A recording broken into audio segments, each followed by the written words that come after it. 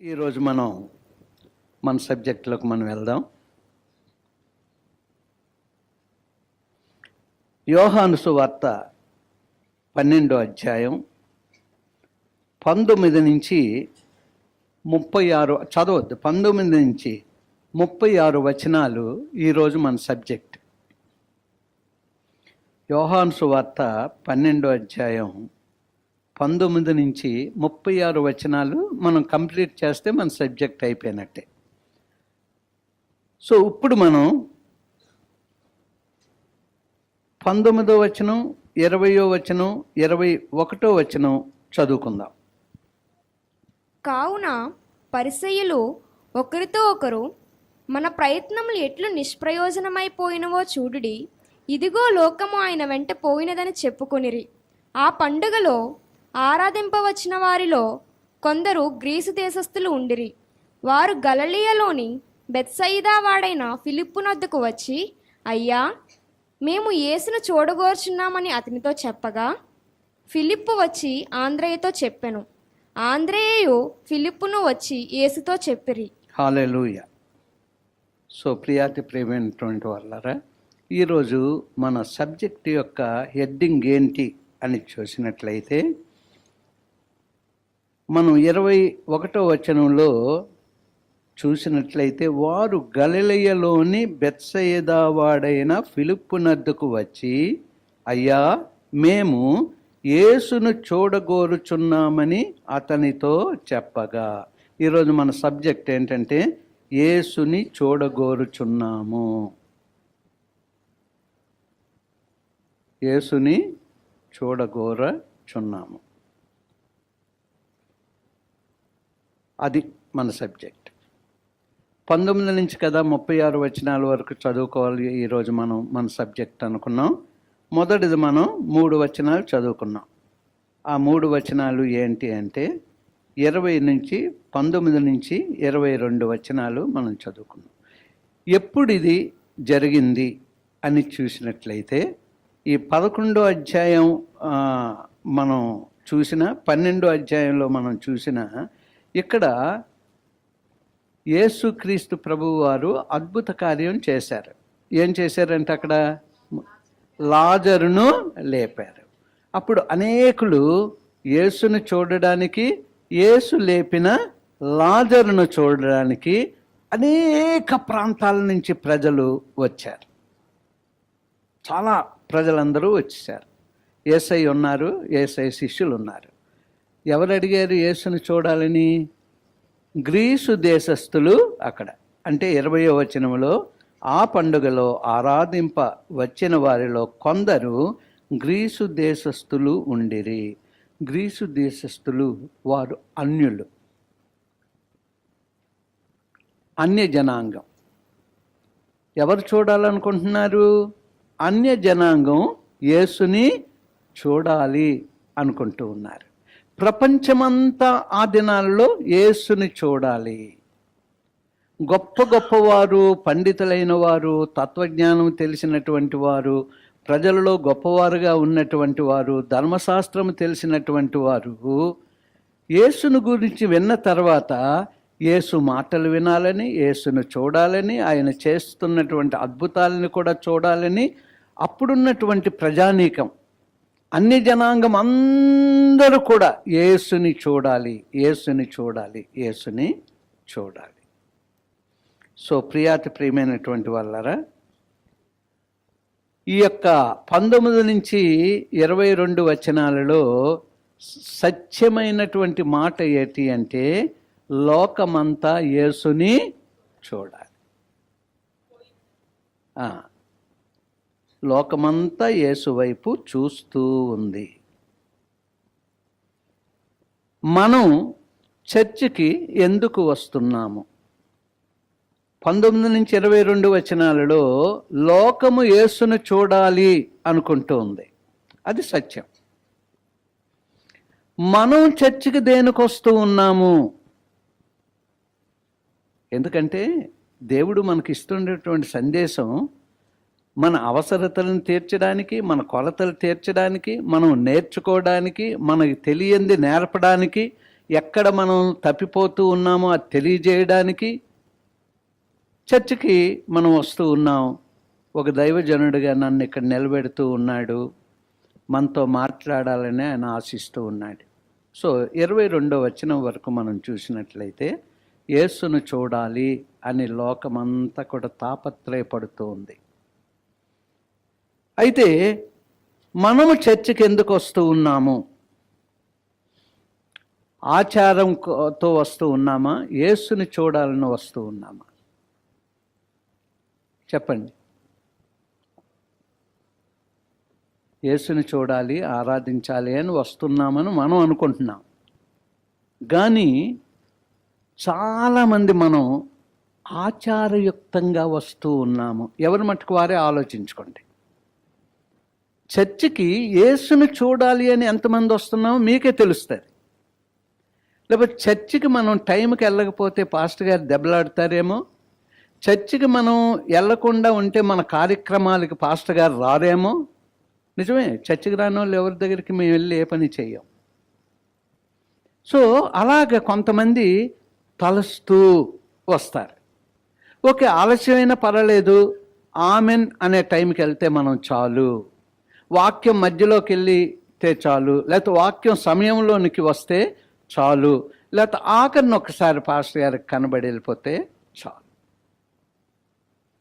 అది ఆచారమైన క్రైస్తవులు. యేసును చూడాలని ఎవరు కూడా కాదు. యేసును చూడాలి అన్నవారు ఇప్పుడు ఏదైనా ఒక కార్యక్రమం జరుగుతుంది, విఐపి సీట్లు వివిఐపి సీట్ల గురించి ఎవరిస్తారా అని చూస్తూ ఉంటాం. లేకపోతే తొందరగా వెళ్తే మనకు మంచి సీట్ దొరుకుతుంది, లేకపోతే గొప్పవారు వస్తున్నారు మనకి ఇన్విటేషన్ వస్తుంది, జనవరి 26 మనకి ఇన్విటేషన్ వస్తుంది, ఆగస్టు 15 మనకి ఢిల్లీలో ఇన్విటేషన్ వస్తుంది. పెద్ద పెద్ద వాళ్ళందరికీ, కొంతమందికి జవాన్లు పిల్లలకి, లేకపోతే డిఫెన్స్ భార్యలకి, వాళ్ళకి వీళ్ళకి కుర్చీలన్నీ వేసేస్తారు. తెలుసా మీకు? ఆ పెద్దవారు రాకముందు, ఆ సమయానికి ముందే అందరూ వచ్చి కూర్చోవాలి. ఎంత పెద్ద ఆఫీసర్లైనా, వాళ్ళకి ఎంతమంది బాడీ గార్డ్స్ ఉన్నాయి, వాళ్ళందరూ ముందే వచ్చి కూర్చోవాలి. ప్రెసిడెంట్ రాకముందు లోక్సభ స్పీకర్ రావాలి, ప్రెసిడెంట్ రాకముందు ప్రైమ్ మినిస్టర్ రావాలి, దానికంటే ముందు అందరూ కూర్చుంటారు మిగిలిన వారు అందరూ. ఆఖరి ప్రెసిడెంట్ వచ్చినప్పటికి ఇంకెవరు రాకూడదు.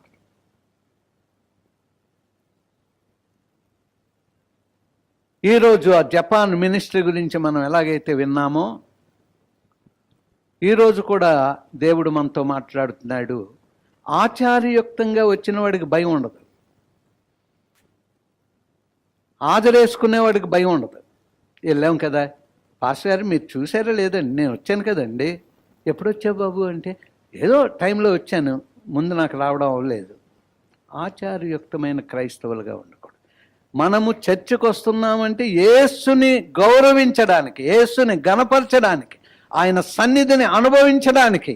సమయానికి ముందుగా మనం వచ్చినట్లయితేనే యేసును మనం గౌరవించినట్టు. సో ప్రియమైనటువంటి వాళ్ళరా, అది మనము చర్చికి ఎందుకు వచ్చాము అంటే ఆచారమా లేక యేసుని చూడటానికి. ఒక మంచి చిత్రకారుడు ఉన్నాడు. ఆ చిత్రకారుడు చిత్రం వేస్తూ ఉంటే జీవం ఉట్టిపడేదిగా ఉంటుంది. సో అందరూ చూస్తున్నారు, చప్పట్లు కొడుతూ ఉన్నారు. చూడండి, ఒక ఆయన, ఆ వరుస అయినా ఎవరో అందరు ముఖాలని గట్ట ఎక్కడ శాండ్ అంటే బీచ్ దగ్గర వేసేస్తూ ఉంటారు. ఆయన పేరు ఏం పేరు? ఏమ్మా అమ్మ, మీకు ఎందుకురా తెలీదు? అమ్మ నీకు తెలుసులా? వందనానికి తెలియదు. అమ్మ క్రిస్టియన్కి తెలియదు. మీకెలా తెలుసులే?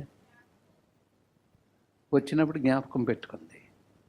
మనం అలాగా పిల్లలు, మీకు తెలుసా? తెలియదు కదా. ఇప్పుడు చెప్పండి.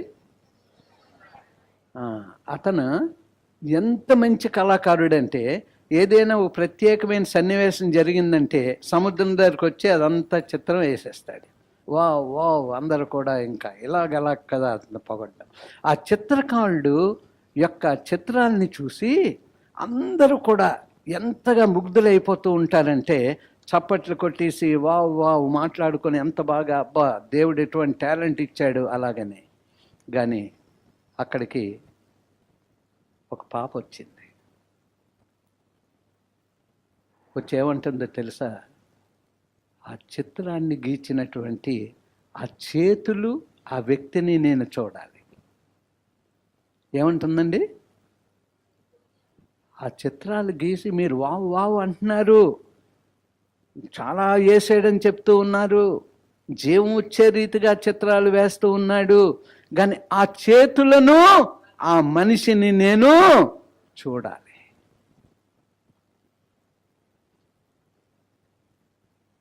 మనల్ని చెక్కిన వారెవరు? చేతుల్లో చెక్కిన వారెవరు? యేసయ్య.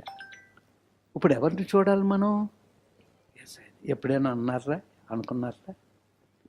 నన్ను చెక్కినవాడు, నీ చేతి మీద నన్ను చెక్కుకున్నావు, నీ రూపాన్ని నాకు ఇచ్చావు యేసయ్యా, నీ చేతులు చూడాలి, నిన్ను చూడాలి.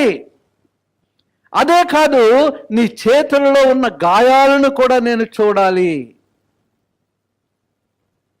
అన్నాడు. ఎవరన్నారు చేతుల్లో గాయాలను చూడాలి, అది చూడాలి? ఎక్కడికి వచ్చాడు తోమా? ఇండియాకి వచ్చాడు, గొప్పోడు. కానీ ప్రభు తోమా ఇప్పుడు చూడు నేనో కాదో చాలా బాధపడిపోయాడు, నన్ను క్షమించండి ప్రభు అని.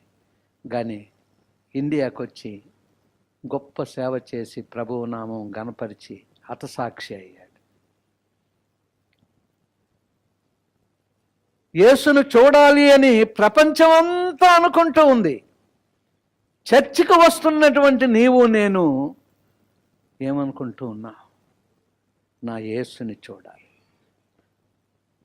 ఆయన రూపాన్ని నాకిచ్చి నన్ను చెక్కినటువంటి ఆయన చేతులను చూడాలి.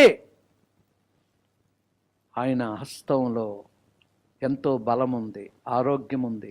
ఆయన కిరణాలు మన మీద సోకితే నూతన శక్తిని దేవుడిస్తాడు. ఆయన కుడి చేయ ప్రభావం కలిగినది, బలము కలిగినది. నన్ను పట్టుకుంటానని చెప్పినటువంటి వాగ్దానం ఉంది. ఆ చేతులు నేను చూడాలి. ఎప్పుడైతే ఇలాగ మనం ఆలోచన చేసుకొని ధ్యానం చేస్తూ ఉంటామో, ఆత్మదేవుడు నీకు తెలియకుండానే ఆత్మీయ శక్తిని, శారీర ఆరోగ్యాన్ని దేవుడు ఇవ్వడం మానడు. అప్పుడు నువ్వు దేవుణ్ణి కనపరిచేదానిగా వాడిగా ఉంటావు. యవన బిడ్డలు దేవుని కొరకు వాడబడాలి అంటే ఈ విషయాలు యవన కాలము నుంచే క్రమశిక్షణ మనం నేర్చుకోవాలి. అందరూ సంతోషిస్తూ ఉన్నారు ఆ చిత్రాన్ని చూసి. కానీ ఆ పాప ఏమంటుందమ్మా? ఆ చిత్రాన్ని వేసినటువంటి ఆయన చేతులు నేను చూడాలి. తర్వాత ఏం చూడాలి? ఆయననే నేను చూడాలి. గ్రీసు దేశస్థులు వచ్చి అడుగుతూ ఉన్నారు. ఏమని అడుగుతూ ఉన్నారు అంటే, ఒకరి దగ్గరికి వచ్చారు, ఫిలిప్ దగ్గరికి వచ్చాడు. ఫిలిప్ ఎవరి దగ్గరికి వెళ్ళాడు? ఆంద్రేయ దగ్గరికి వెళ్ళాడు. ఇద్దరు కలిసి ఎవరి దగ్గరికి వెళ్ళారు? సో 19 నుంచి 22 వచనాలు అంటే 36 వచనాల వరకు మన సబ్జెక్టు. కానీ 22 వచనాల వరకు చూసినట్లయితే యేసుని చూడాలి. ఒకసారి ఆలోచించుకుంటా. ఈరోజు సంవత్సరంలో ఎన్నో రోజు యవనస్తులే చెప్పాలి. ఎవరు చెప్పారు? 74. లెంట్ డేస్లో ఎన్నో దినం? 26. సండేస్తో కూడా కలపాలి. 40 డేస్ గురించి నేను అడగలేదు. ఈరోజు ఎన్నో దినం. మరి రోజు లేచి మీరు ఆ రోజు జ్ఞాపకం చేసుకుంటే ఎందుకు జ్ఞాపకం ఉండదు? సంవత్సరంలో ఎన్నో రోజు, ఈ లెంట్ డేస్లో ఇది ఎన్నో రోజు. ఎన్ని ఆదివారాలు ఉంటాయి లెంట్లో? 6 ఆదివారాలు ఉంటాయి. ఇది ఎన్నో ఆదివారం? ఏమ్మా? 3?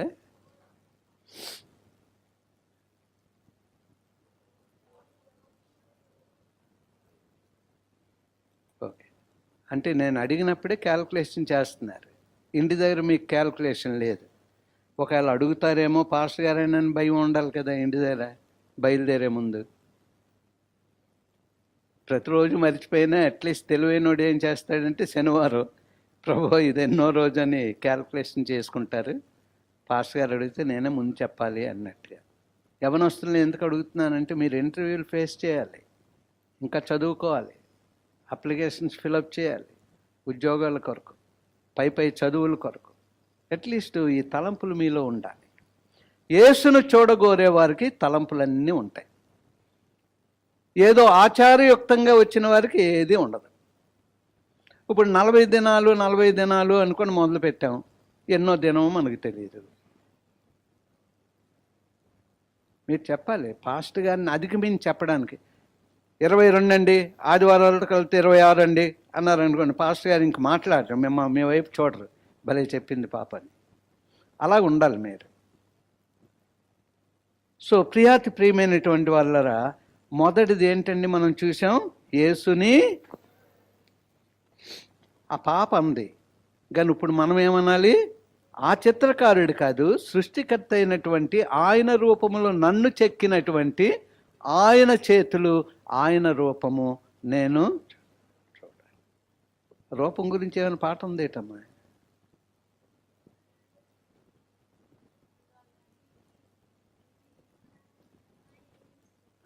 ఏదో గొనిగేస్తున్నారు అందరూని. చూడాలని చూడాలని ఉన్నది, అలాగా చూడాలని ఉన్నది, నా యేసుని చూడాలని ఉన్నది.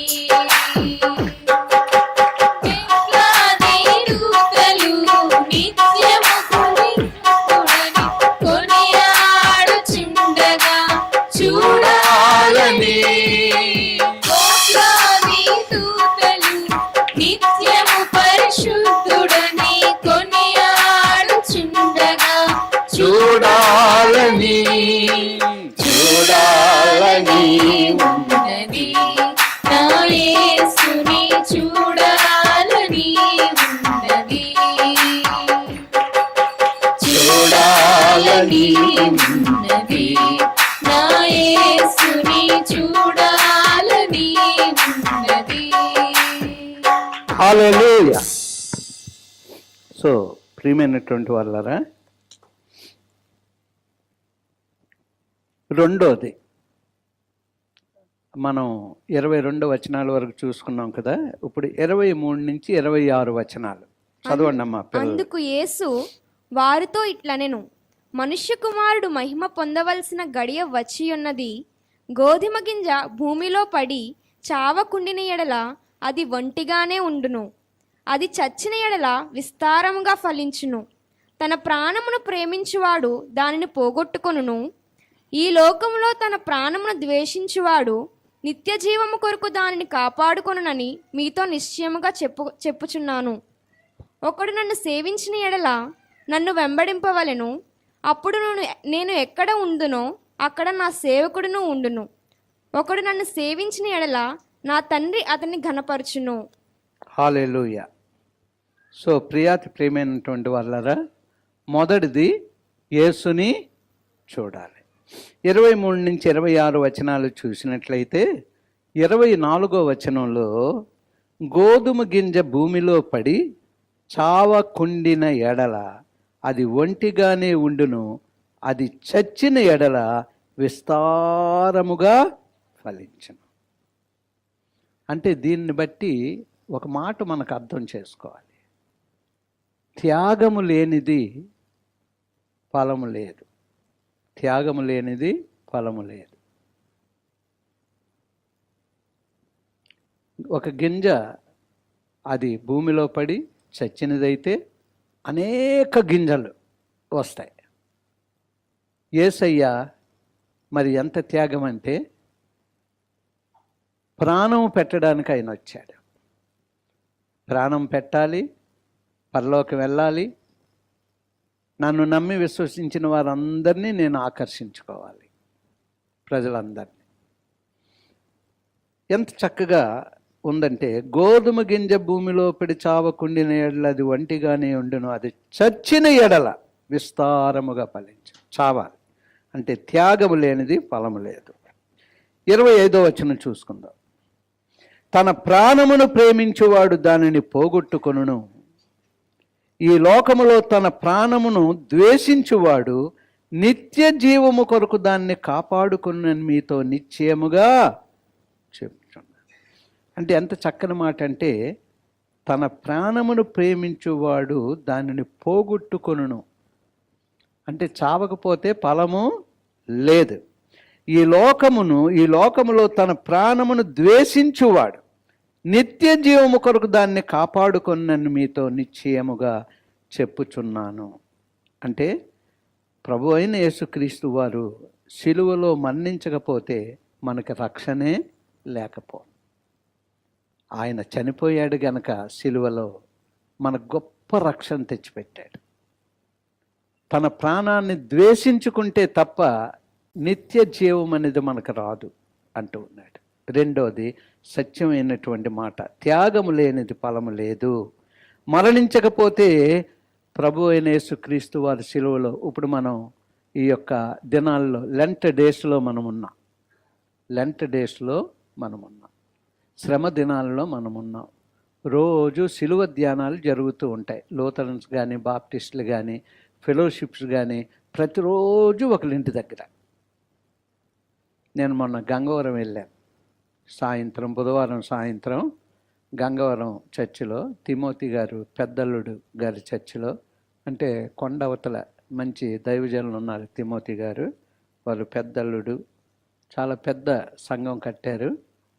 లాస్ట్ 2-3 months బ్యాక్ దాన్ని ఓపెనింగ్కి నేను అప్పుడు ఇక్కడ లేను. చాలా బాగుంది, చాలా పెద్దది. సో చాలా జనాభా ఉన్నారు. అయితే వాళ్ళని ఏది అడుగుతున్నా వారికి ఏమీ తెలియనట్టే ఉన్నారు. ప్రతిరోజు మీటింగ్ జరుగుతుంది. ఒక్కొక్క ఇంటి దగ్గర అలాగే అనౌన్స్ చేసుకుంటూ, ఏ రోజు ఏ ఇల్లు మానరు, ఏదో ఒక ఇంట్లో మొత్తం 40 రోజులు మధ్య మధ్యలో ఎవరైనా స్పీకర్ వచ్చినప్పుడు చర్చిలో గ్యాదర్ అవుతూ ఉంటారు. ఆచారయుక్తమైనటువంటి రీతిగా మనం ఉండకూడదు. దైవజనులు కూడా ఏదో ఆచారం ప్రకారం మీ ఇంట్లో అంటే మీరు వద్దంటారా? మా ఇంట్లో ఈరోజు 40 మంది అంటే 80 మంది వచ్చేస్తారు మా ఇంట్లో అని. ఆచారయుక్తమైన క్రైస్తవ్యం అవుతుంది. ప్రభువు నడిపింపును బట్టి దైవజనుడు ముందుకెళ్ళాలి. ప్రభువు నడిపింపును బట్టి మనం ముందుకు వచ్చి దైవజనుని అడగాలి, మా ఇంట్లో ప్రార్థన పెట్టండి. సో ఆ రీతిగా ఆ క్రమంలో మనం ముందుకెళ్తున్నాం. దేవునికి స్తోత్రం. ఏదో ఆచారయుక్తంగా జరిపించుకోవాలి. కొంతమంది పాస్టర్ గారు నాకు ఫోన్ చేసి చెప్తారు, పాస్టర్ గారు చెప్పిన మెసేజ్ చెప్పకుండా వెళ్తున్నానండి. 40 రోజులు కూడా 40 మెసేజ్లు కొత్తవే.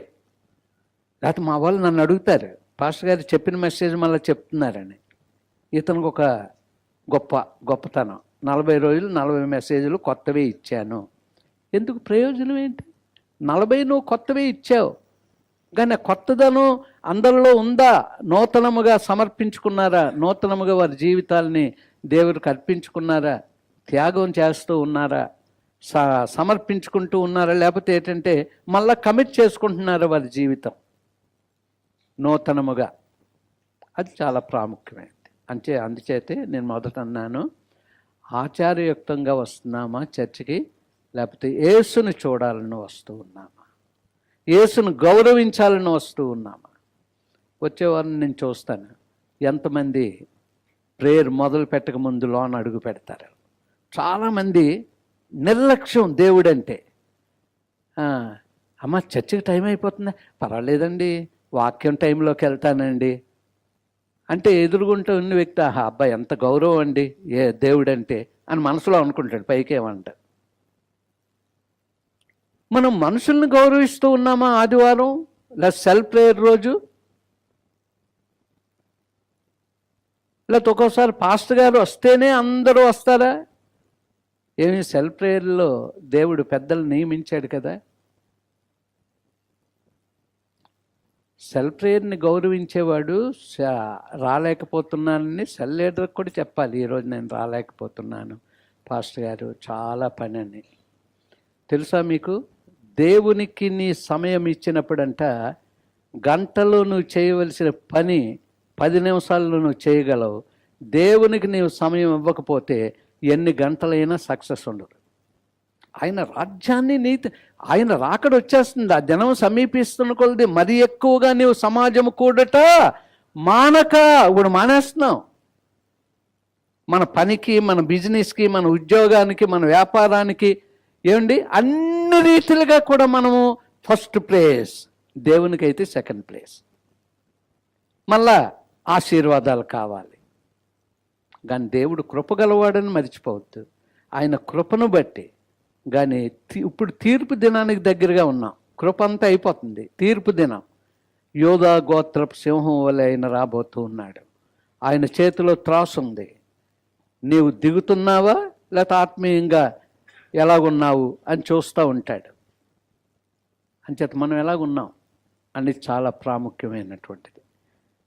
ఓకే, తర్వాత మనం చూసినట్లయితే గింజలు చావాలి. ఏం చావాలి? ఏం గింజలు రా? అదే చదువుకున్నాము మనం. ఓకే, ఆ గోధుమ గింజలను చదువుకున్నాం. ఇప్పుడు దేవుడు నీ గింజలు చావాలి అన్నాడు అనుకోండి. ఏం గింజలు? ఏమ్మా? ఓకే, నేను అని గింజ. ఇంకా హృదయం అనే గింజ. అమ్మ బాబోయ్. ఇంకా ఇంకా ఇంకా చెప్పండి, చెప్పండి ఏం గింజలు? ఓకే, గింజలు నేను చెప్తాను, ఇది మీరు మనసులో పెట్టుకోండి. అహంకారం చావాలి అని అంటే, అహంకారం, కోపం, స్వార్థం. ఏం గింజలు కావాలి? ఏ గింజలు చచ్చిపోవాలరా మనలో? అహంకారం, కోపం, స్వార్థం అనే గింజలు ఛాయ. ఈరోజు దేవుడు మనతో నేర్పుతున్నది ఏంటంటే, మనలో నార్మల్గా అహంకారం చాలా జాగ్రత్తగా ఉండాలి. ఎక్కడో దగ్గర మనం అహంకారం చూపెడుతూ ఉంటాం. చిన్నోళ్ళమైనా పెద్దోళ్ళమైనా మన గొప్పతనం చూపెట్టాలనుకుంటాం. కోపం అది నార్మల్ అయిపోయింది. కోపపడు కానీ పాపం చేయొద్దు అంటున్నాడు, కానీ మనం కోపపడుతున్నాం, క్రోధం తెచ్చుకుంటున్నాం, దెబ్బలాడుకుంటూ ఉన్నాం, ఆత్మీయంగా దిగజారిపోతూ ఉన్నాం. తర్వాత స్వార్థం అనేది కూడా చాలా ఇంపార్టెంట్. అహంకారం, కోపం, స్వార్థం. అప్పుడు ప్రేమ అనే ఫలం ఫలిస్తూ ఉంటుందంట. ఈ 3 పోతే ప్రేమ మనలోనికి వస్తుందంట. ప్రేమ అంటే దేవుడే. ఆ ప్రేమ పరిశుద్ధాత్మతో మన హృదయంలో కుమ్మరింపబడుతూ ఉంది అని చెప్పబడింది. నాన్న, మీ పిల్లలు ఇలా చూడండి, చిన్నపిల్లలందరూ మీకు పెన్సిల్ తెలుసా? పెన్సిల్తో రాసుకుంటున్నారు మీరు? పెన్సిల్తో, నువ్వు పెన్సిల్తో రాస్తున్నావమ్మా? మీరు పెన్సిల్ ఉపయోగిస్తూ ఉంటారు కదా కొన్నిటికి. అదే పెన్సిల్ చెక్కుతూ ఉంటే పెన్సిల్కి ఏమనిపిస్తుందంట?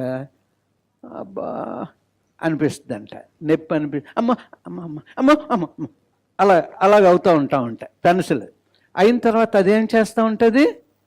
రాస్తూ. మనం ఆనందిస్తూ ఉంటే అదే ఆనందిస్తూ ఉంటుంది, కానీ ఆ చెక్కుతూ ఉన్నప్పుడు దానికి బాధ. చెక్కబడిన తర్వాత మనకి ఆనందమే.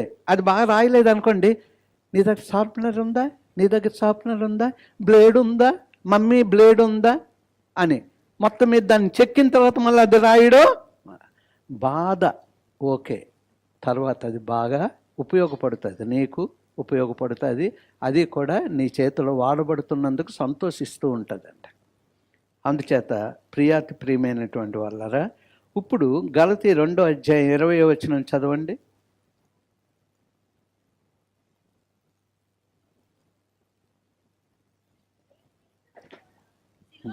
సిలువ వేయబడి ఉన్నాను, ఇకను జీవించువాడను నేను కాను, క్రీస్తే నాయందు జీవించుచున్నాడు.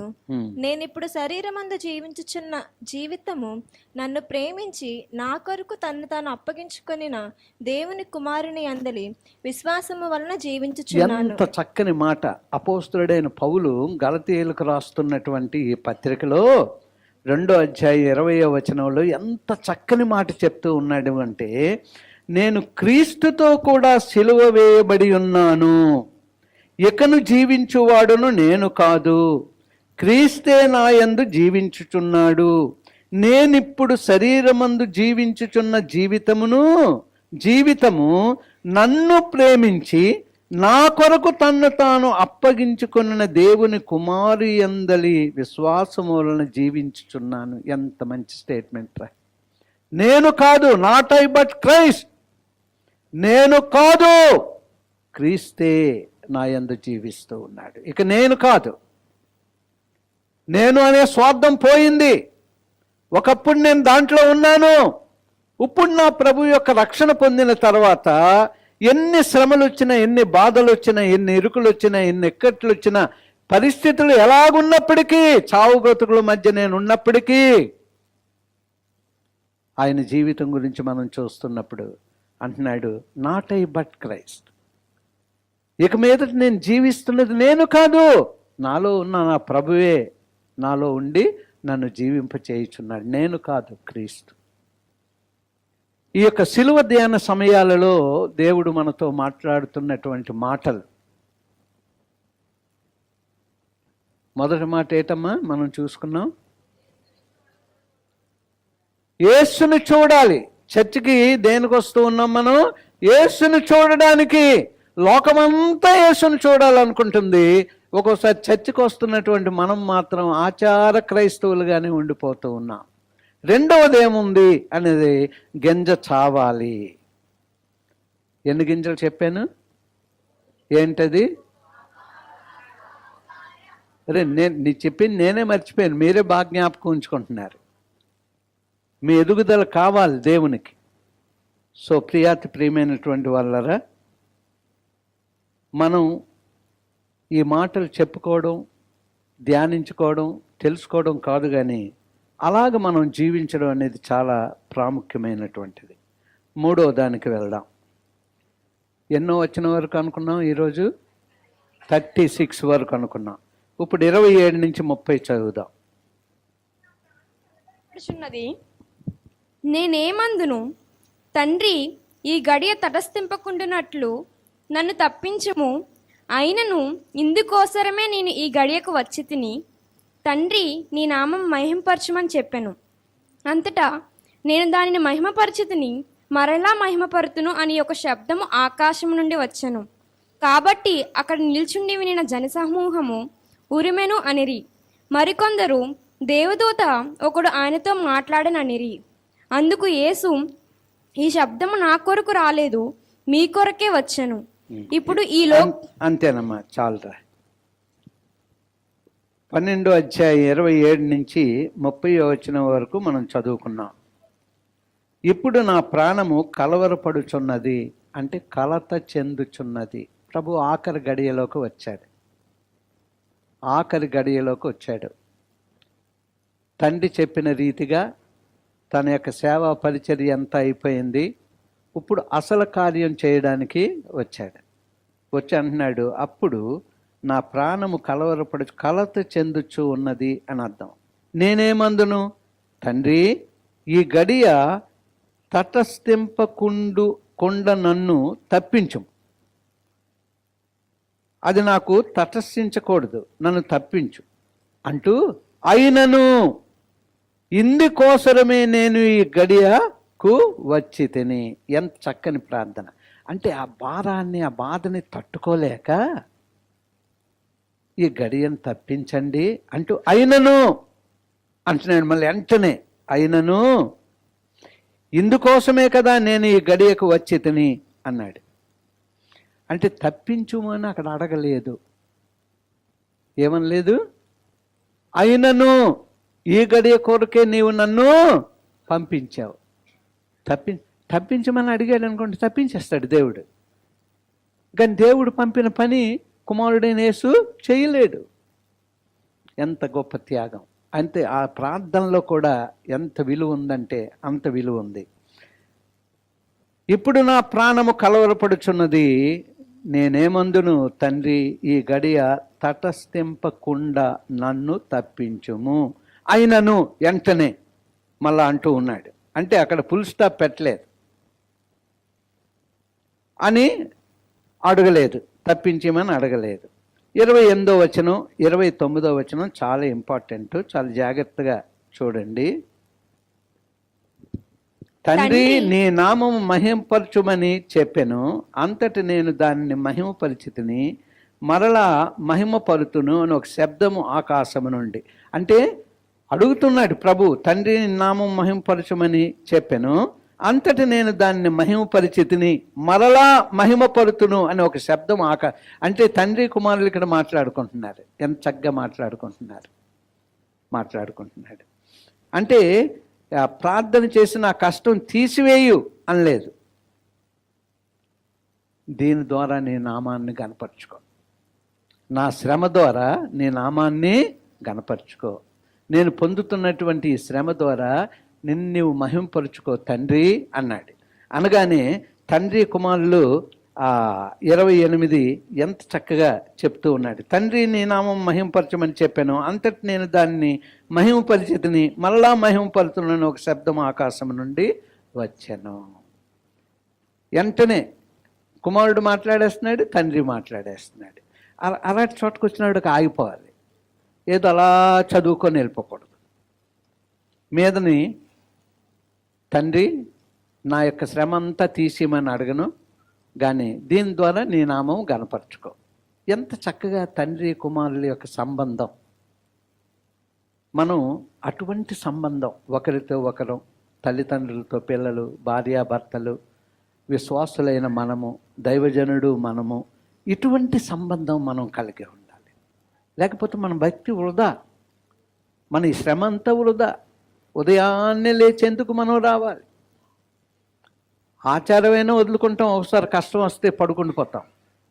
కానీ నీ భక్తి మంచిదే, అందుకే నువ్వు ఎంత శ్రమ అయినా మళ్ళా వచ్చే వారం నుంచి 6 గంటలకే ఉదయం రావాలంటే 4కే నువ్వు లేవాలి. చాలా మంచిది. అయితే ఒక్కోసారి మనం గర్వపడకూడదు. అందరికంటే ముందు మనమే వచ్చేస్తున్నామని అందరూ పొగుడుతున్నారు. పొగుడుతున్న కొలది మీరు వెనక్కి వెళ్ళిపోతున్నారు. వాక్యానికి వెళ్దాంలే, పాటలు అయిన తర్వాత వెళ్దాంలే, ఆరాధన అయిన తర్వాత వెళ్దాంలే, అలాగా మనకు తెలియకుండానే మనం ఒకళ్ళు మనల్ని పొగుడుతూ ఉంటే మనం వెనక్కి వెళ్ళిపోతున్నాం. కానీ యేసుని చూడాలి అన్నప్పుడంట నేను అనేది కంప్లీట్ పోద్ది.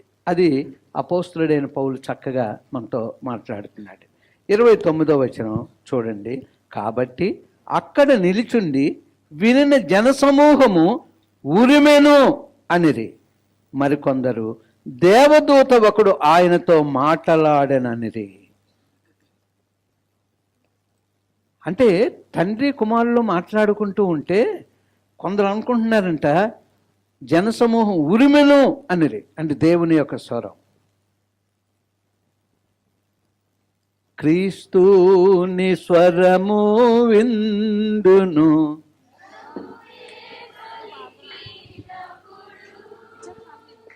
మాధుర స్వరమే అది, మెల్లాని స్వరమే అది,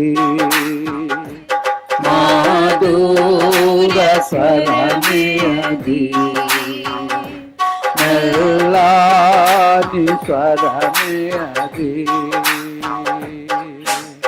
నీ మధుర స్వరము ఆరాణ్యము. కరెక్టేనా? నీ మధుర స్వరము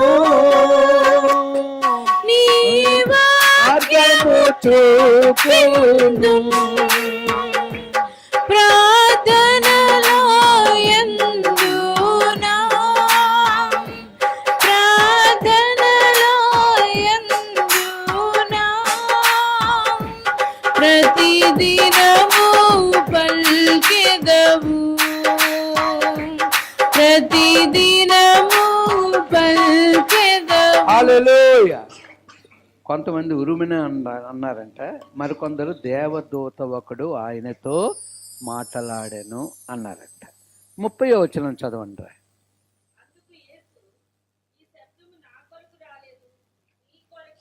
అది నా కొరకు కాదు ఈ స్వరం, మీ కొరకే అంటున్నాడు. అంటే అర్థం ఏంటంటే ఆ స్వరం మనం వినాలంటే ఆత్మీయ చెవులు కావాలి. ఏం కావాలమ్మా? ఆత్మీయ నేత్రాలు కావాలి, ఆత్మీయ చెవులు కావాలి, ఆత్మీయ పెదవులు కావాలి, ఆత్మీయ నాలుక కావాలి. అన్నీ కూడా ఆత్మీయత దైవికమైనది. అందుచేత నా కొరకు కాదు అంటున్నాడు ప్రభు, మీ కొరకే వచ్చింది ఈ వాయిస్.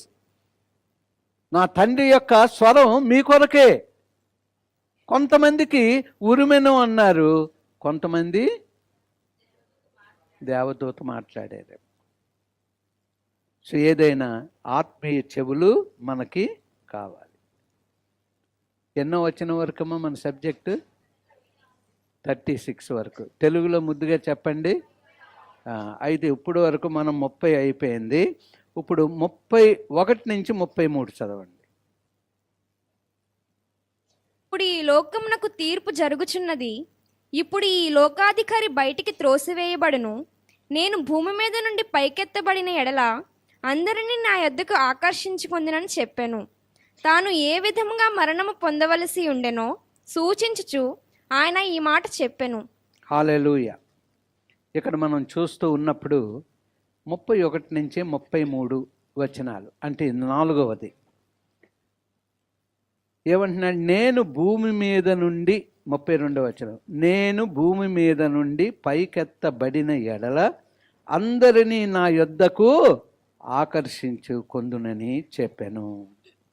తాను ఏ విధముగా మరణం పొందవలసి ఉండెనో సూచించుచు ఆయన ఈ మాట చెప్పాను. అంటే ఆయన చనిపోవడం, తిరిగి లేవడం, తండ్రి కుడిపార్శ్వమున కూర్చుండడం, మన కొరకు విజ్ఞాపన చేస్తూ ఉండడం, ఆయన రెండవ రాకడికి మనందరినీ ఆకర్షించుకోవడానికి దేవుడు ఈ దినాల్లో అన్ని సంఘాల్లో దైవజనుల మధ్య మన ఆరాధనలో కార్యం చేస్తున్నాడు. ఏంటంటే ఆయన రాకడికి సంగమాను సిద్ధపడు, సిద్ధపడిన వారు ఎత్తబడతారు, సిద్ధపడలేనటువంటి వారు విడవబడతారు అని కంటిన్యూగా చెప్పబడుతూ ఉంది. 10 మంది కన్యకలలో కూడా మరి 5గురు విడవబడ్డారు, 5గురు ఎత్తబడ్డారు. అంచేత వాక్యాన్ని జాగ్రత్తగా అండి, ఎందుకంటే వాక్యం ఆయన వెలుగై ఉంది. మన చీకటి బ్రతుకులు పోవడానికి, చీకటి చూపు పోవడానికి, ఆత్మీయంగా మనం ఉండడానికి ఆయన వాక్యం మనకి కావాలి. వాక్యము మనకి అందింపబడుతూ ఉంది. శిలువ విజయం ఇక్కడ మనకు కనబడుతూ ఉంది. లోకము దృష్టిలో శిలువ అనేది అవమానము. అయితే దేవుని దృష్టిలో ఇది జైత్రయాత్ర, జయముతో కూడినటువంటి యాత్ర. అందుకే ప్రభువైన యేసుక్రీస్తు వారు ఆ మట్ల ఆదివారం రోజుని 29వ తారీఖు వస్తుంది ఈసారి జయప్రవేశం చేశాడు. జయప్రవేశం, హోసన్నా హల్లెలూయా అని.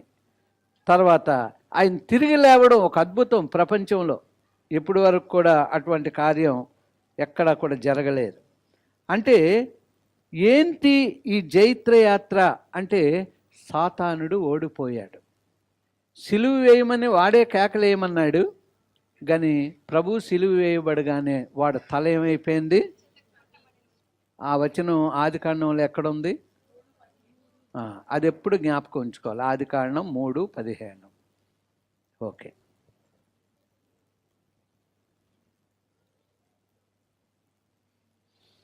ఇప్పుడు చీకట్లో ఎవరైనా ఉన్నారనుకోండి, దారి తప్పిపోతే, ఇప్పుడు అరణ్యంలో నుంచి వెళ్తున్నాం, అడవుల్లో నుంచి వెళ్తూ ఉన్నాం. ఎందుకంటే నా మొట్టమొదట అడవిల గుండా సువార్త బావగారితో నేను కలిసి వెళ్ళాను.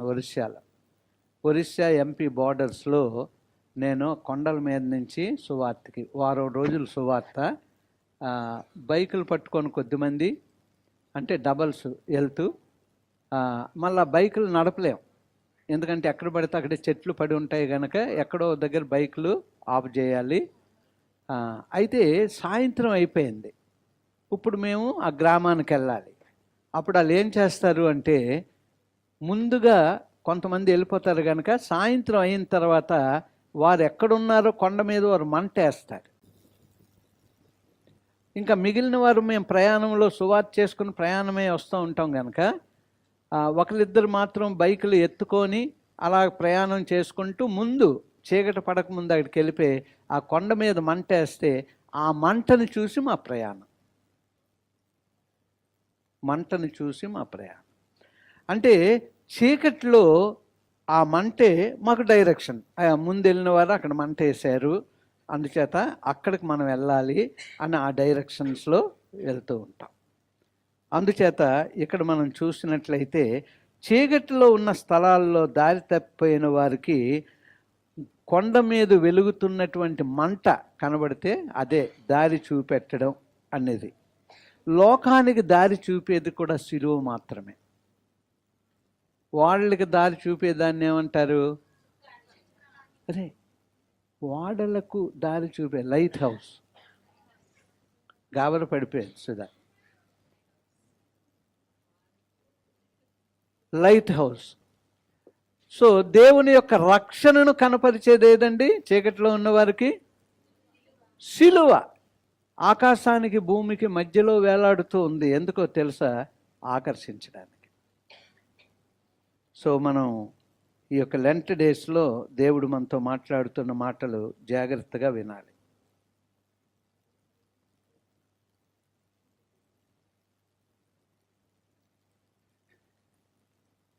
ఇక్కడ మనం చూసుకున్నట్లయితే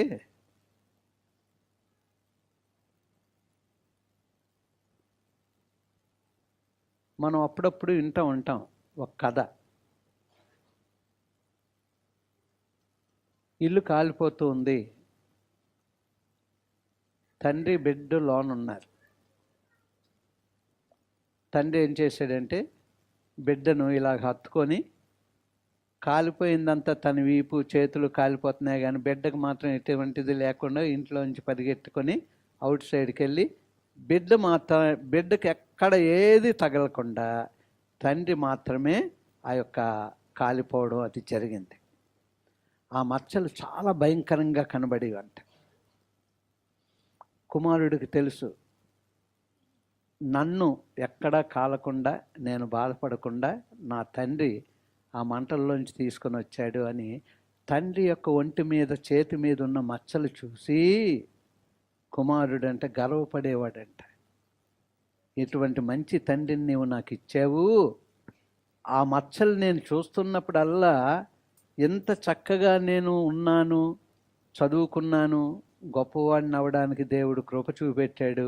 దీనంతటికీ కారణం తండ్రి యొక్క మచ్చలు చూడగానే.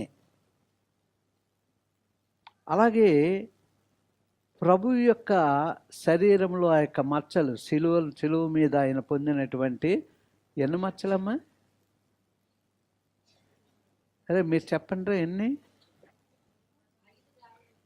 5. అదే అంటే 5 గాయాలని చదువుకున్నారు కానీ 5 గాయాలు ఏంటి చెప్పండి.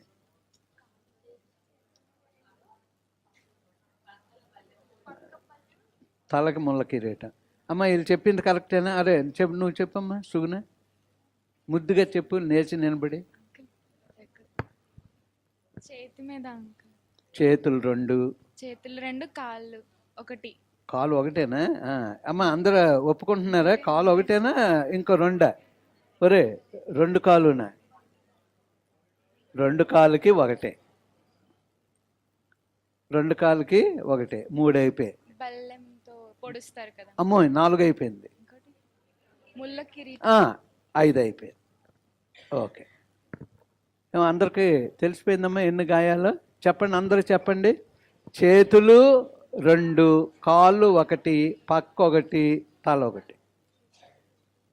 శరీరం అంతా ఒలిచివేయబడింది, అది వేరు. కానీ 5 గాయాలు మనకి కనబడుతూ ఉన్నాయి. అంటే ప్రభు గాయాలుని బట్టి మనం ఎంత గర్వంగా ఫీల్ అవ్వాలి అంటే, ఈ దినం ఈ స్థితిలో మనం ఉన్నాం. రోడ్ల మీద ఆచారయుక్తంగా ఏదేదో భక్తి చేస్తున్నటువంటి వారు, రోడ్ల మీద తిరుగుతున్నటువంటి వారు, కానీ ఈ దినం ఆయన సన్నిధిలో మనందరం ఇక్కడికి వచ్చామంటే ఆ 5 గాయాలే మనల్ని ఈ స్థితిలో ఉంచేయి, ప్రేమించేయి, రక్షించేయి. ఇది ఒక అద్భుతం మన జీవితాల్లో. అందుచేత ఆ తండ్రి గాయాలను చూసి ఎలా అయితే కుమారుడు గర్వపడేవాడో, మన ప్రభుని యొక్క 5 గాయాలను బట్టి మనం గర్వపడవలసిన వారుగా ఉన్నాము. అమ్మ ఎన్నో వచ్చిన వరకు మనం ఎన్నో వచ్చిన వరకు అయింది? 33.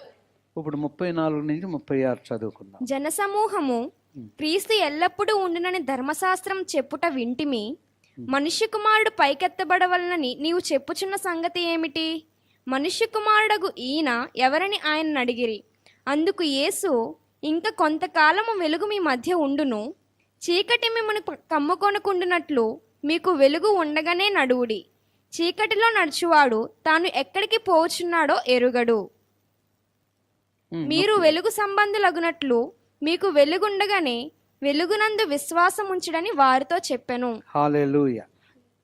ఇక్కడ మనం చూస్తూ ఉన్నప్పుడు ఈ యొక్క 5వది వెలుగుండగానే నడవండి. 5వ మాట వెలుగుండగానే నడవండి. జనసమూహము క్రీస్తు ఎల్లప్పుడూ ఉండునని ధర్మశాస్త్రము చెప్పుట వింటిమి. ఎప్పుడు కూడా ఈయన రాజనీతిలో వచ్చాడు, అందుచేత ఈయన మాకు అంటే రాజకీయంగా నిలబడతాడు, ఇంకా రోమన్స్ని జయించేస్తాం మనం.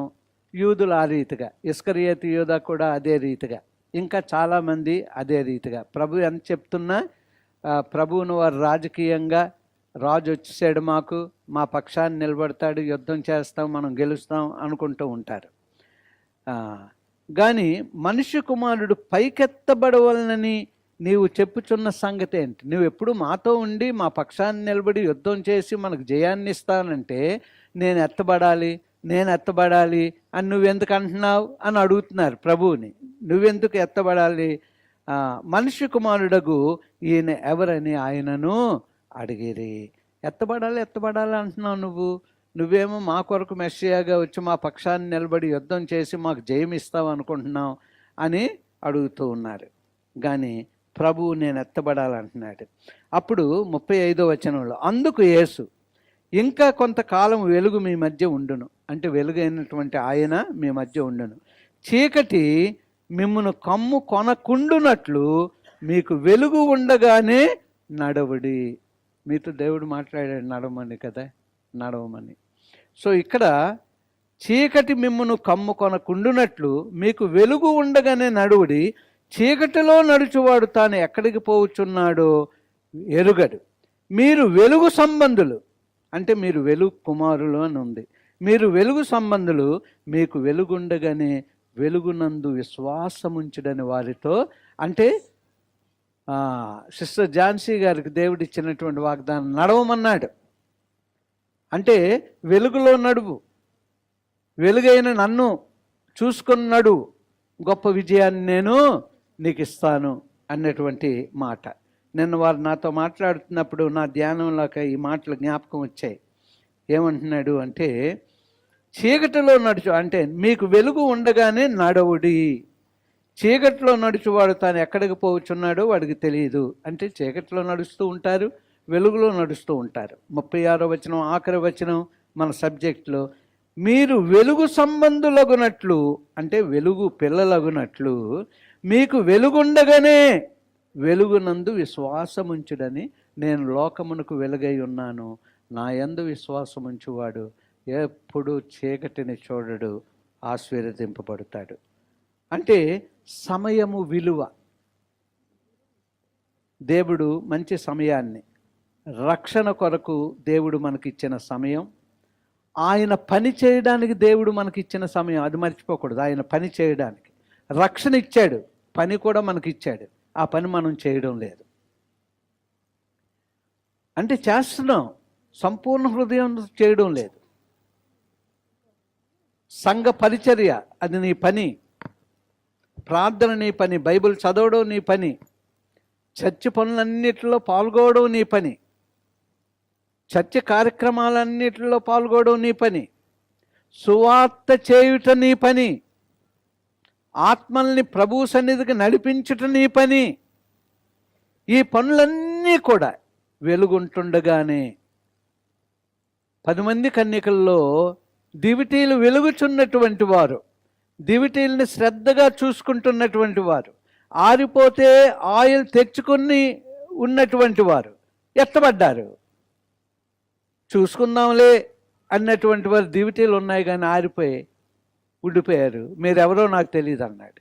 మీరెవరో నాకు తెలియదు. చీకటి రాకముందే వెలుగు వైపు తిరగాలి. చర్చికి రేపటి నుంచి అంటే ఎప్పుడు కార్యక్రమం అయినా జపాన్ మినిస్టర్ని మనం జ్ఞాపకం చేసుకోవాలి. లోక సంబంధమైనటువంటి ఒక మినిస్టర్ గారు, నేను నా దేశాన్ని అగౌరవపరిచాను, నన్ను ఎన్నుకున్న వారికి నాకు ఇచ్చినటువంటి ఆ సమయంలో నేను చేరలేకపోయాను. ఎంత అద్భుతం అంటే ఈ చివరి దినాల్లో ఆమె యొక్క సాక్ష్యం క్రైస్తవులకి, అది ఎవరేమనుకున్నా సరే మనకి దేవుడు నేర్పుతున్నటువంటిది.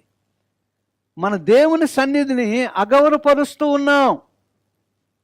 ఆయన ఇచ్చిన పని మనం చేయకుండా ఉన్నాం. వెలుగులో నడవలసినటువంటి మనము ఇంకొక మార్గము గుండా నడుస్తాం. అందుకే దేవుడు మనతో ఈరోజు మాట్లాడాడు.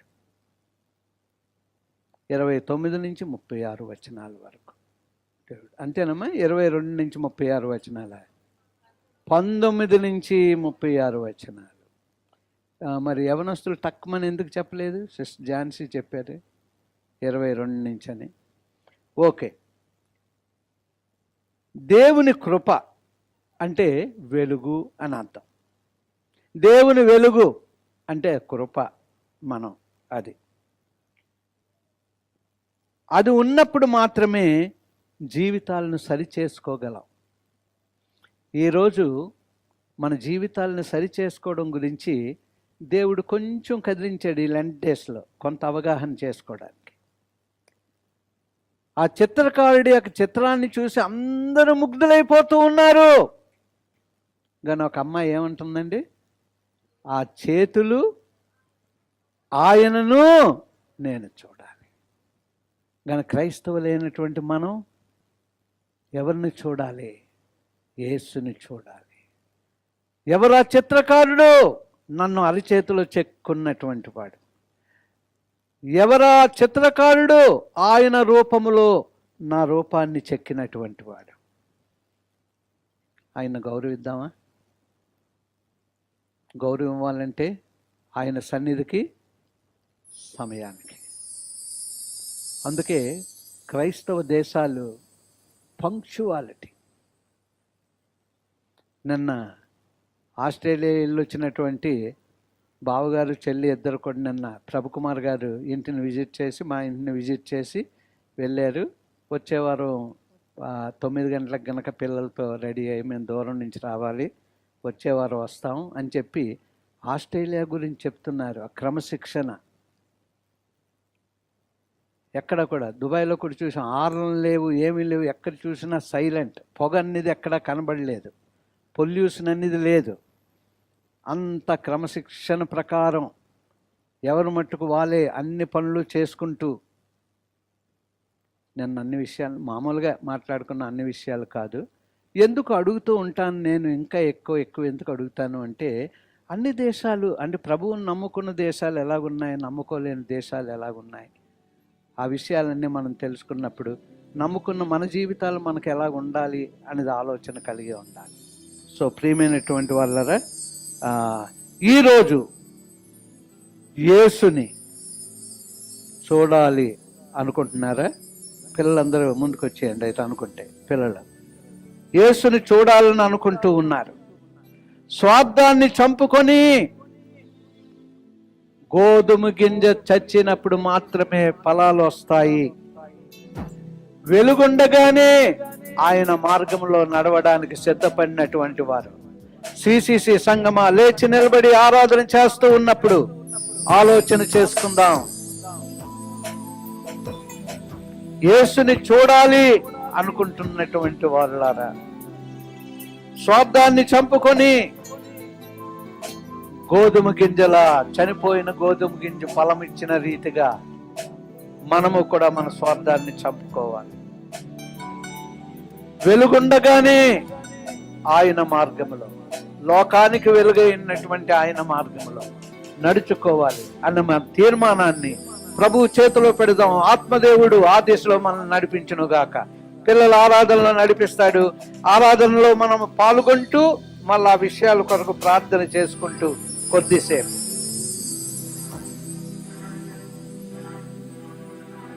Thank you.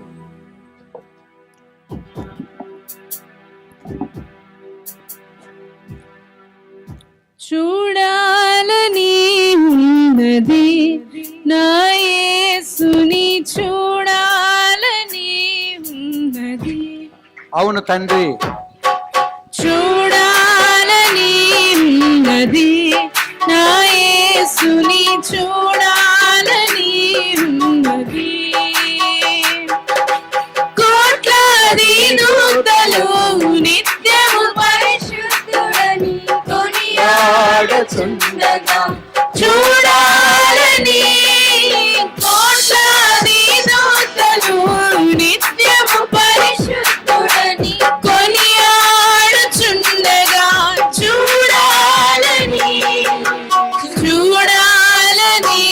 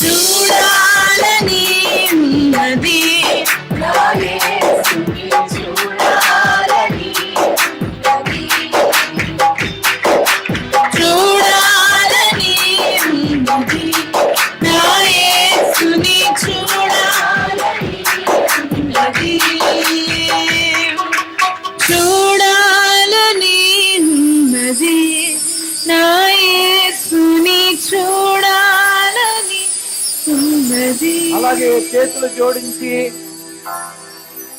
శరములు వంచుదాం. తండ్రి, కుమార, పరిశుద్ధాత్మ త్రియేక దేవ, ప్రతి వారము మా ప్రభు శరీరములో రక్తములో పాలు పంపులు పొందడానికి కృప అనుగ్రహిస్తున్న దేవా నీకు వందనాలు. మా ప్రభుని రూపములో మారడానికి రూపాంతర కొండ యొక్క అనుభవం, యేసుని తప్ప ఇంకెవ్వరిని మేము చూడము, మాకెవ్వరూ కనబడలేదు అన్నటువంటి ఆ ముగ్గురు శిష్యుల యొక్క నా తండ్రి మాటలు ఎంత గొప్ప. అక్కడ తండ్రి యొక్క స్వరం వినబడుతూ ఉంది అన్నారు. అలాగే ఈరోజు మాకు నా తండ్రి అనేక విషయాలు, 5 విషయాలు మా ముందు పెట్టారు. జపాన్ మినిస్టర్ని మా మధ్యలోకి తీసుకొచ్చారు.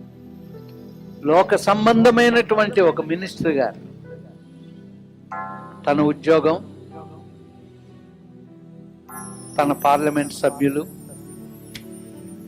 తన దేశమంతటి దగ్గర ఆమె ఒప్పుకున్న విధానం అద్భుతం. దాన్ని నీ బిడ్డలమైన మేము అంతకంటే ఎక్కువగా ఉండాలి. నీ సన్నిధికి వస్తూ ఉన్నాం, చర్చికి వస్తూ ఉన్నాం, కానీ నిన్ను మేము గౌరవించడం లేదు. మేమిచ్చిన సమయానికి నువ్వు ఇక్కడ ఉంటూ ఉన్నావు, మేము మాత్రము నీకు గౌరవించకుండా ఆలస్యంగా వస్తూ ఉన్నాం. ప్రభువా, చక్కగా నువ్వు మాట్లాడుతూ ఉన్నావు, నీ ఆత్మ ద్వారా మమ్మల్ని సంధిస్తూ ఉన్నావు. నాయన, విని వెళ్ళిపోవడం కాదు. గోధుమ గింజ చనిపోయినప్పుడు నా తండ్రి అది నాయన ఎంతగా ఫలిస్తాదో, అలాగే మా స్వార్థములో మేము చనిపోయినప్పుడు మాత్రమే నీ కొరకు వెలుగుగా ఉండగలం, వెలుగు ఫలమును మేము చూపించగలం, లోకాన్ని నీ సన్నిధిలో ప్రభువా మేము నడిపించగలం. జ్ఞాపకం చేసుకో, మమ్మల్ని అందరినీ జ్ఞాపకం చేసుకో. ఈ లెంట్ సీజన్ లో నా తండ్రి నీవు ఎన్నో విషయాలు మాతో మాట్లాడుతూ ఉన్నారు, స్పష్టంగా మాట్లాడుతూ ఉన్నారు, సూటిగా మాట్లాడుతూ ఉన్నారు. నీ స్వరాన్ని మేము వినగలుగుతూ ఉన్నాం. నన్ను మమ్మల్ని జ్ఞాపకం చేసుకుని పరిశుద్ధ వారములో 3 రోజులు నీ సన్నిధిలో ఉపవాసంలో గడపాలని ఇప్పటి నుంచే మమ్మల్ని సిద్ధపరచండి. ఆ దినాల కొరకు ఏ విషయంలో నీవు మాతో మాట్లాడి బలపరుస్తావు. నీ రాకడ దినాలకి బహు దగ్గరగా ఉన్నాము. సూచనలు నెరవేరుతూ ఉన్నాయి, మా కన్నులతో చూస్తూ ఉన్నాం, చెవులతో వింటూ ఉన్నాం. ఆత్మీయ భయం మా అందరిలో కూడా నీవు కలిగించమని ప్రార్థిస్తూ ఉన్నాం. చిన్న పిల్లలేంటి, సండే స్కూల్ పిల్లలేంటి నాయన, యవన బిడ్డలేంటి, స్త్రీలేంటి, పురుషులేంటి, తల్లిదండ్రులేంటి, భార్య భర్తలేంటి, పెద్దవారేంటి, మేమందరము మా బ్రతుకులు మేము సమర్పించుకోవడానికి అనేక సార్లు నిశ్చయత తీసుకుంటున్నాం, తప్పిపోతూ ఉన్నాం. మమ్మల్ని క్షమించండి. నీ కృపలో మమ్మల్ని భద్రపరచండి. తిరిగి నీ బిడ్డలు ప్రయాణమై వెళుతూ ఉన్నారు. వారు వెళ్తూ ఉంటుండగానే అద్భుత ఆశ్చర్య కార్యాలు జరిగించండి. ఈ లెంట్ డేస్ తర్వాత నా తండ్రి మా ఆత్మీయ జీవితంలో ఎంతో మేము ఎదుగులాగున పొందుకునేలాగున సహాయం చేయండి. ఎవరెవరి అవసరతల్లో వచ్చి ఉన్నారో వారి అవసరతలను తీర్చండి. రోగులను ముట్టండి, స్వస్థపరచండి, అద్భుత కార్యములు జరిగించండి. ప్రభువా, ఎవరిని వదలొద్దయ్యా, ఎవరిని విడవద్దయ్యా. మమ్మల్ని మేము మీకు సమర్పించుకుంటూ ఉన్నాం. నీ దాసునుగా నాయన, పేరు పేరున మా యొక్క ప్రతి కుటుంబాన్ని నీ చేతిలో, ఎంతమంది మమ్మల్ని ప్రార్థన కోరి ఉన్నారో వారందరి కొరకు, ముఖ్యంగా 10వ తరగతి రేపటి నుంచి నాయన మొదటిసారి పబ్లిక్ ఎగ్జామ్స్ నా తండ్రి సిద్ధపడుచున్న మా బిడ్డలను, మమ్మల్ని ప్రభా ఎంతమంది తల్లిదండ్రులు వారి బిడ్డల కొరకు ప్రార్థించమన్నారో వారందరినీ జ్ఞాపకం చేసుకుంటున్నాను. అలాగే నా తండ్రి, ఈ యొక్క 10th క్లాస్కి ఎంతమంది అయితే పిల్లలు వెళ్తూ ఉన్నారో, అయ్యో వారి ప్రయాణాల్లో నీ కాపుదల నుంచి ఆయన, అలాగే ఇంకే రకాల పరీక్షలు రాస్తున్న మా ప్రియులందరినీ జ్ఞాపకం చేసి ఉద్యోగాలు లేని వారిని జ్ఞాపకం చేసుకున్నాయి. వ్యాపారాల కొరకు ప్రార్థిస్తూ ఉన్నాం నా తండ్రి. వ్యాపారాల్లో ప్రభువా నీ యొక్క ఆశీర్వాదంలో ఉన్న ఐశ్వర్యం నీ బిడ్డలకు అనుగ్రహించండి. అనేకులకు వారు గుప్పిళ్ళు విప్పేవారిగా వారి ఆర్థిక పరిస్థితులను మెరుగుపరచండి అయ్యా. ఆర్థిక పరిస్థితుల్లో ఎక్కడెక్కడైతే ప్రభువా ఇబ్బందులు పడుతూ ఉన్నారో నీకు అసాధ్యమైనది ఏమీ లేదు కనుక నా తండ్రి, ఒక క్షణంలో పరిస్థితులను మార్చగలవు కనుక నా తండ్రి, ఒక అద్భుత కార్యమును చేయండి. అవి మేము చూడాలి. ఆత్మీయంగా ఇక మేము స్థిరపరచబడాలి, బలపరచబడాలి, నీలో ఎదగాలి. నీ రాకడికి ప్రభు అనేకులను సిద్ధపరచాలి. ఇదిగో నాయన, సంఘములో పెద్దలైన వారి మీద నీకు అభిషేకం ఉంచండి. బుధవారం లక్షవారం జరుగుతున్నటువంటి నా తండ్రి ఆ యొక్క ప్రేయర్ సెల్స్ లో నా తండ్రి అద్భుత కార్యాలు జరిగించండి. ప్రేయర్ సెల్ యొక్క విలువ కూడా నాయన ప్రతి కుటుంబం అర్థం చేసుకునేలా కృప దయచేయండి. నాయనా, నీ సన్నిధికి రాలేని వారికి నా తండ్రి నువ్వు ఎలా సహాయం చేయగలవు? ఒకవేళ వారు నా తండ్రి తెలియకలా చేస్తూ ఉంటే వారు మనసు మార్చి నీ సన్నిధికి మొదట ప్రభువా స్థానం ఇవ్వడానికి కృప దయచేయమని ప్రార్థిస్తూ మరొకసారి ప్రతి ఒక్కరిని, ప్రతి కుటుంబాన్ని, సంఘమంతటిని నీ చేతిలో పెట్టు. అలాగే పట్టణంలో జరుగుతున్న మీటింగ్స్ అన్ని కూడా బహు ఘనముగా జరగడానికి కృప దయచేయి. యుద్ధములను గురించి మేము ప్రార్థిస్తున్నాం, నీ శాంతి సమాధానము దయచేయి. అనేక దేశాలనైనా సంవత్సరాలుగా వెనకంజ వేయబోతూ ఉన్నాయి నాయన, అన్ని పోగొట్టుకుంటూ ఉన్నాయి, ఆర్థికంగా ఇబ్బందులు పడవలసిన వారుగా ఉన్నారు నాయన. ఇంతటితో ప్రభువా యొక్క వారు ఆగడానికి కృప దయచేయమని ప్రార్థిస్తూ సహాయం చేయాలి. నీ శాంతి సమాధానం ప్రపంచంలో అనుగ్రహించి మహిమ ఘనత ప్రభావంలో పొందండి. యేసు దివ్య నామం బట్టి వేడుకొంచు ప్రార్థిస్తున్నాము పరమ తండ్రి. దేవుడు మన ప్రార్థన విన్నారు, ఎన్నో అద్భుతాలు చేయబోతున్నాడు. నమ్మిన మనం చేతుల మీదకి దేవుని స్తుతిద్దాం. హల్లెలూయా, హల్లెలూయా, హల్లెలూయా. యేసు రక్తమే జయం, శిలువ రక్తమే జయం. ప్రభు యేసు నామమునకు సంపూర్ణమైన విజయం కలుగును గాక. ఆమేన్. నా ప్రాణమా యెహోవాను సన్నతించుము, నా అంతరంగమునున్న సమస్తమా ఆయన పరిశుద్ధ నామమును సన్నతించుము. నా ప్రాణమా యెహోవాను సన్నతించుము, ఆయన చేసిన ఉపకారములలో దేనిని మరొకము. ఆమేన్. తొట్టిల్లకుండా కాపాడుటకు సర్వశక్తి కలిగిన దేవుని ప్రేమ, ప్రభువైన యేసుక్రీస్తు వారి కృప, పరిశుద్ధాత్మ దేవుని యొక్క దివ్య సన్నిధి సహవాసము కూడి ఉన్న మనకును సార్వత్రిక సంగమునకును తోడుగా ఉండి నడిపించి బలపరిచి కాపాడును గాక. ఆమేన్. హల్లెలూయా, హల్లెలూయా, హల్లెలూయా. అందరికీ వందనాలు. ప్రభు మిమ్మల్ని దీవించుగాక. ఆమేన్.